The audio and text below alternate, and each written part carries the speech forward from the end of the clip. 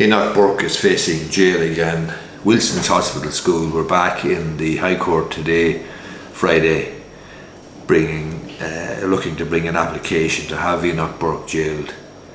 So the hearing for that, the application will be dealt with next Thursday. Wilson's Hospital School are seeking to have Enoch Burke jailed again because they say that he has turned up at the school again with the commencement of the new school year, that he's a disruption to the school and to the pupils, and he's having selfish taken with pupils and is essentially a disruptive factor. They have also said that the only time that he hasn't actually appeared at the school since he was suspended and then dismissed, the only time he didn't appear was during school holidays and when he was jailed in Mountjoy. So they are looking to have him jailed again, and that application will be heard next Thursday in the High Court. The application to have Enoch Burke jailed, the application by Wilson's Hospital School, is on the basis of his breaching of court orders banning him from attending at the school. Behaviour it claimed was disrupting the beginning of the new school term. So it's not a case of a former employee showing up at a school and the school deciding to make an application to the High Court to have him jailed for disruptive behaviour. Their application will obviously be based on the fact that there is a previous High Court order prohibiting him from attending at the school, and Wilson's Hospital School, their application will be grounded on the basis of breach of that court order. That's the first thing. The second thing to consider, or interesting point that came out today, was to do with the money, his salary. Previously, an application was made by the Attorney General, and Mr. Justice David Nolan made an order appointing a receiver to receive Enoch Burke's salary and a garnishee order over his bank account for up to €79,100, the amount that was owed by the teacher over his continued failure to abide by court orders prohibiting him from attending the school.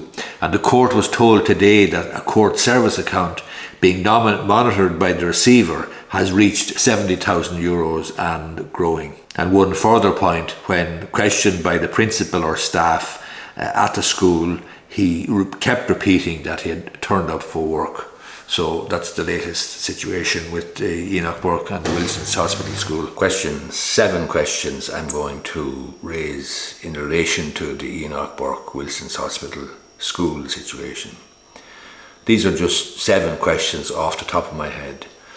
1. Is an employer entitled to manage employees in the workplace?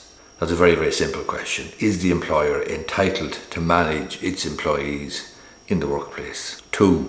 Is a school, whether it's primary or secondary or any other type of school or educational institution, is a school entitled to set its own ethos?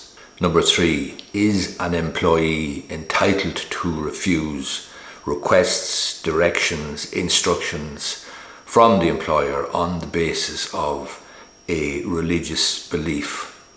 4, does an employee's constitutional right to practice religion and hold religious beliefs, does that right trump an employer's right to own and maintain and enjoy its property? In other words, an employee or a school teacher has a constitutional right in relation to religious expression and freedom of speech and so forth, but a school or an employer of any description has a right to hold and enjoy property rights.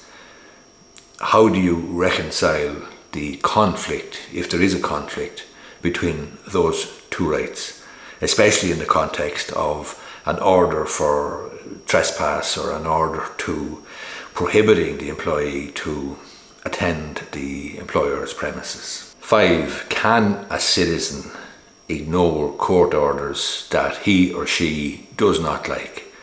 Can they simply ignore the court orders and proceed as if the orders were never made? 6, where does a pupil's right in the context of a school, where does the pupil's right to an education, constitutional right to an education, fit into the priority or conflict between the employee or the school teacher's rights and the employer or the school's rights? Where does the pupil's rights to constitutional right to an education fit into the hierarchy, the conflict of competing rights? And finally, number 7, is an employer entitled to choose who it employs? It's a simple question, but is an employer entitled to choose who it employs? There are 7 questions that have popped into my head there this morning, looking at this situation again since the conflict between Enoch Burke and Wilson's Hospital School broke out. I'm sure there are many other questions as well which are well worth considering and well worth answering. I'm sure you have some too. Let me have your comments down below. Thanks a lot.